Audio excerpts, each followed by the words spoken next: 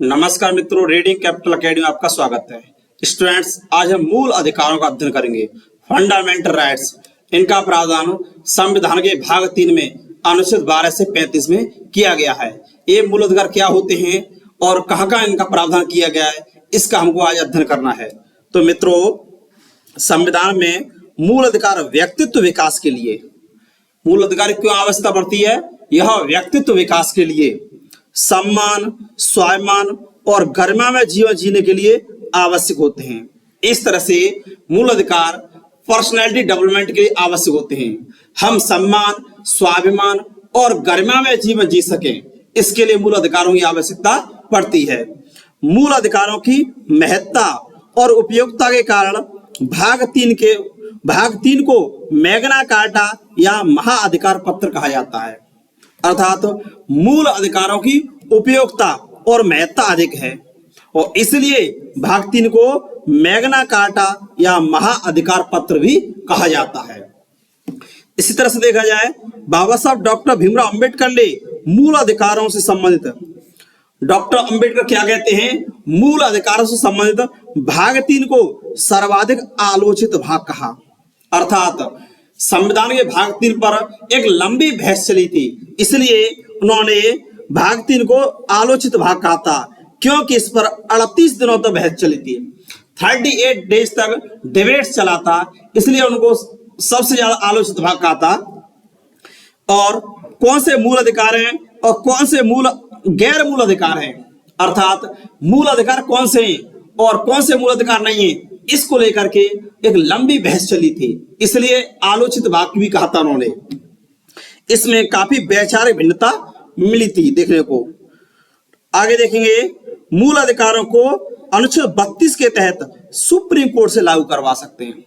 जो हमारे संविधान मूल अधिकार हैं, इनको हम सुप्रीम कोर्ट से लागू करवा सकते हैं। इसकी व्यवस्था संविधान के अनुच्छेद 32 में की गई है और सुप्रीम कोर्ट इनके लिए 5 रिट जारी करता है। कितने रिट? सुप्रीम कोर्ट मूल अधिकारों की रक्षा के लिए 5 रिट जारी करता है और इसकी व्यवस्था की गई है अनुच्छेद 32 में। इसलिए अनुच्छेद 32 को डॉक्टर अंबेडकर ने संविधान का हृदय और आत्मा भी कहा है। साथ ही भाग 3 को संविधान का सबसे अधिक आलोचित भाग कहा है, क्योंकि इस पर 38 दिनों तक डिबेट हुई थी। और मूल अधिकार क्यों जरूरी है? ये जरूरी है इसलिए क्योंकि व्यक्तित्व विकास के लिए, हमारी पर्सनैलिटी का डेवलपमेंट हो सके, हम सम्मान, स्वाभिमान और गरिमा में जीवन जी सकें, हम सम्मान, स्वाभिमान और गरिमा में जीवन जी सकें, इसके लिए हमें मूल अधिकारों की आवश्यकता पड़ती है। और इसलिए भाग 3 को मैग्ना कार्टा या महाअधिकार पत्र भी कहा गया है। और मूल अधिकारों की रक्षा के लिए ये सुप्रीम कोर्ट है। कितनी रिट जारी करता है? 5 रिट जारी करता है। इस तरह से हम सुप्रीम कोर्ट से अपने मूल अधिकारों को लागू करवा सकते हैं। इस तरह से संविधान का भाग 3 अनुच्छेद 12 से 35 फंडामेंटल राइट्स की व्यापक व्यवस्था करता है। अब देखेंगे, मूल अधिकारों की विकास यात्रा काफी लंबी है। मूल अधिकारों की विकास यात्रा प्राचीन काल से शुरू होती है। प्राचीन काल में गौतम बुद्ध और महावीर स्वामी ने अपने धर्म में समानता के आधार पर सभी वर्गों को धर्म उपदेश दिए थे। प्राचीन काल में देखा जाए तो गौतम बुद्ध और महावीर स्वामी दोनों ने समानता के आधार पर, अर्थात समानता का सिद्धांत लागू करने का प्रयास किसने किया? गौतम बुद्ध और महावीर स्वामी ने। इस तरह से सभी वर्गों के लिए धर्म उपदेश दिए थे, सभी वर्गों को समानता के आधार पर धर्म उपदेश दिए। इन्होंने समता, स्वतंत्रता और बंधुता का समर्थन किया था। इन्होंने समानता के आधार पर उपदेश दिए थे। इस तरह से समता मूलक समाज की अवधारणा भी जन्मी थी, क्योंकि गौतम बुद्ध और महावीर स्वामी सभी जातियों को बराबर उपदेश देते थे। इस तरह से समता मूलक विचार भी आया। ठीक है मित्रों, और तत्कालीन समय में जाति और वर्ण का जो भेदभाव था, उसका इन्होंने विरोध किया था।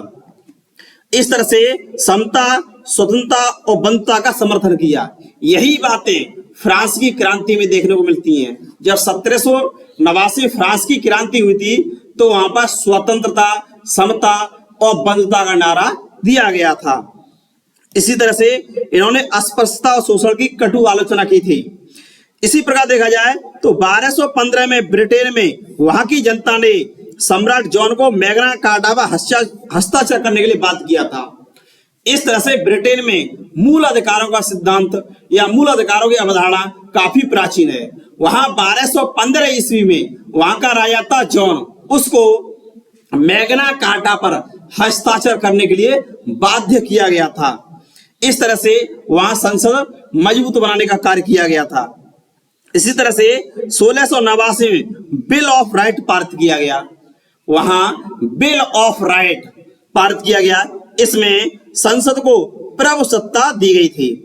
इस तरह से 1689 बिल ऑफ राइट आता है, इसमें संसद को प्रभुसत्ता दी जाती है।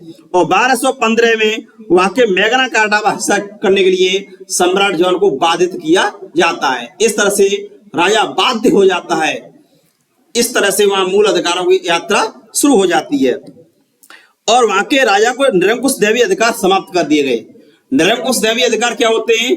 राजा लोग कहते थे कि हम ईश्वर के प्रतिनिधि हैं, लेकिन वहां की जनता ने इसका खंडन कर दिया था। इसी तरह से 1786 में अमेरिकी घोषणा पत्र जारी किया गया। अमेरिका में क्रांति होती है और 1786 में वहां घोषणा पत्र जारी किया जाता है। इस घोषणा पत्र को थॉमस जेफरसन ने तैयार किया था। इस तरह से 1786 में अमेरिका में घोषणा पत्र जारी किया जाता है और इसको कौन जारी करता है? Thomas Jefferson. ये थॉमस जेफरसन अमेरिका के संविधान निर्माता हैं। यह बाद में यूएसए के राष्ट्रपति भी बने थे। और 1215 में देखा जाए तो ब्रिटेन में मैग्ना कार्टा जारी किया जाता है। 1689 में बिल ऑफ राइट पारित किया जाता है। और भारत में देखा जाए तो भारत में गौतम बुद्ध और महावीर स्वामी ने समानता के आधार पर, बराबरी के आधार पर अपने उपदेश दिए थे और समता मूलक समाज की अवधारणा दी। इस तरह से मित्रों मूल अधिकारों की मूल अधिकारों की यात्रा है या स्थापित करने का विचार है वह काफी प्राचीन है। वहां की घोषणा पत्र क्या था? हम जानते हैं यह सही है कि सभी मनुष्य समान है। अमेरिकी स्वतंत्रता की घोषणा पत्र में कहा गया था हम जानते हैं यह सही है कि सभी मनुष्य क्या हैं? समान हैं, सभी व्यक्ति बराबर हैं। क्यों? क्योंकि उनके निर्माता ने कुछ अभेद अधिकार दिए, अर्थात कुछ ऐसे अधिकार दिए जो नष्ट नहीं किए जा सकते। कौन से? इन अधिकारों में जीवन, स्वतंत्रता और सुख प्राप्त करने का अधिकार शामिल है। इस तरह से अमेरिकी घोषणा पत्र में 3 अधिकार शामिल थे। अमेरिकी घोषणा पत्र कौन से अधिकार शामिल थे? जीवन, स्वतंत्रता और सुख प्राप्त करने का अधिकार। इस तरह से अमेरिका में भी मूल अधिकारों को लागू करने का प्रयास किया जाता है। अमेरिका का संविधान में अमेरिका का संविधान 1789 में लागू कर दिया गया था। उसमें मूल अधिकारों को शामिल नहीं किया गया था। हालांकि अमेरिका का जो घोषणा पत्र था उसमें मूल अधिकारों का विचार शामिल था, क्योंकि वह जीवन, स्वतंत्रता और सुख प्राप्त करने का अधिकार था। लेकिन जब 1789 में संविधान लागू किया गया तो उसमें मूल अधिकार नहीं थे। फिर क्या किया जाता है? 2 वर्ष बाद 1791 में बिल ऑफ राइट के नाम से प्रथम 10 संशोधन किए जाते हैं। 1791 में यूएस में देखा जाए 1791 में बिल ऑफ राइट के नाम से प्रथम 10 संशोधन किए जाते हैं और इन संशोधनों के द्वारा मूल अधिकारों को शामिल किया जाता है। भारत के संविधान देखा जाए तो मूल अधिकारों की प्रेरणा यूएसए अमेरिका से ली है। अब देखा जाए मित्रों 10 दिसंबर 1948 को संयुक्त राष्ट्र संघ ने 10 दिसंबर 1948 को मानव अधिकारों की घोषणा की। अर्थात जब भारत का संविधान बन रहा था उसी समय संयुक्त राष्ट्र संघ ने भी मानव अधिकारों की घोषणा की थी। मानव अधिकार एक प्रकार के मूल अधिकार ही हैं, इसलिए 10 दिसंबर को मानव अधिकार दिवस मनाया जाता है। इस तरह से मित्रों देखा जाए मूल अधिकारों की विचार यात्रा काफी प्राचीन है। अगर भारत में देखा जाए तो गौतम बुद्ध और महावीर स्वामी के द्वारा प्राचीन काल में समानता के आधार पर अपने उपदेश दिए गए थे और गौतम बुद्ध महावीर स्वामी के द्वारा ही समता मूलक विचार शामिल किया गया था। बाद में ब्रिटेन में देखा जाए तो 1215 ईस्वी में वहां मैग्ना कार्टा जारी किया गया। वहां के शासक जो सम्राट था जॉन को उस पर हस्ताक्षर करने के लिए बाध्य किया गया था। इसी तरह से देखा जाए तो वहां पर बिल ऑफ राइट पारित किया जाता है और संसद को प्रभुसत्ता दी जाती है। जब फ्रांस की क्रांति होती है तो फ्रांस की क्रांति में भी समानता, स्वतंत्रता और बंधुता का नारा दिया जाता है।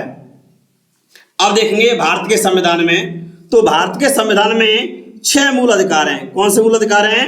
भारत के संविधान देखा जाए तो 6 मूल अधिकार हैं। एक कौन से मूल अधिकार हैं देखेंगे मित्रों, समता या समानता का अधिकार।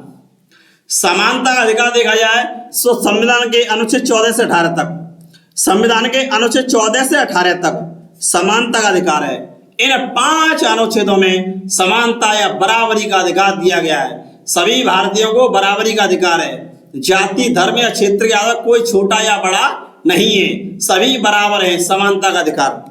दूसरा देखा जाए स्वतंत्रता का अधिकार, अनुच्छेद 19 से 22 स्वतंत्रता का अधिकार है। इन 4 अनुच्छेदों में 19, 20, 21, 22 में लिबर्टी का राइट दिया गया है।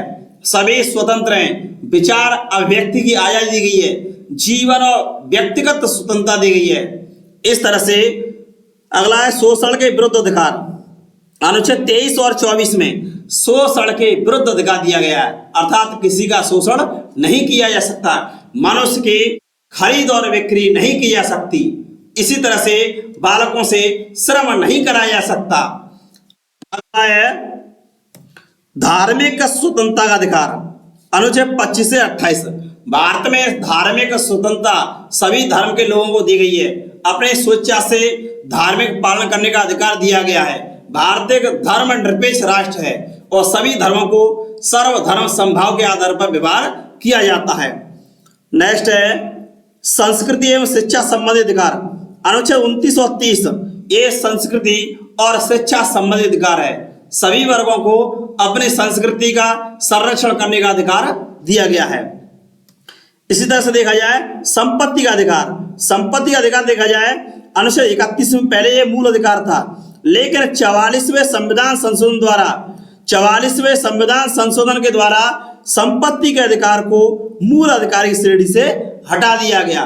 अब यह विधिक या कानूनी अधिकार है और इसके लिए अनुच्छेद 300 का जोड़ा गया। 300A में इसको विधिक या कानूनी अधिकार बना दिया गया है। इसी तरह देखेंगे संवैधानिक उपचारों का अधिकार, आर्टिकल 32। आर्टिकल 32 में संवैधानिक उपचारों का अधिकार दिया गया है। इसका अर्थ है यदि मूल अधिकारों का उल्लंघन किया जाता है व्यक्ति द्वारा अथवा सरकार के द्वारा, तो हम सीधे सुप्रीम कोर्ट जा सकते हैं और सुप्रीम कोर्ट हमारे मूल अधिकारों की रक्षा के लिए 5 रिट जारी कर सकता है। कितने रिट? सुप्रीम कोर्ट मूल अधिकारों की रक्षा के लिए 5 रिट जारी कर सकता है, जैसे बंदी, प्रत्यक्षीकरण, परमादेश, प्रतिषेध, उत्प्रेषण और अधिकार रक्षा। इस तरह से मूल अधिकारों को हम सुप्रीम कोर्ट से लागू करवा सकते हैं। इस तरह देखा जाए मित्रों तो वर्तमान भारत के संविधान में 6 मूल अधिकार हैं और ये मूल अधिकार हमारे व्यक्तित्व विकास के लिए, सम्मान, स्वाभिमान और गरिमामय जीवन जीने के लिए आवश्यक होते हैं। धन्यवाद स्टूडेंट्स। रेडी कैपिटल चैनल अगर वीडियो अच्छा लग रहे हो तो उसको शेयर कीजिए, सब्सक्राइब कीजिए, लाइक कीजिए, कमेंट कीजिए।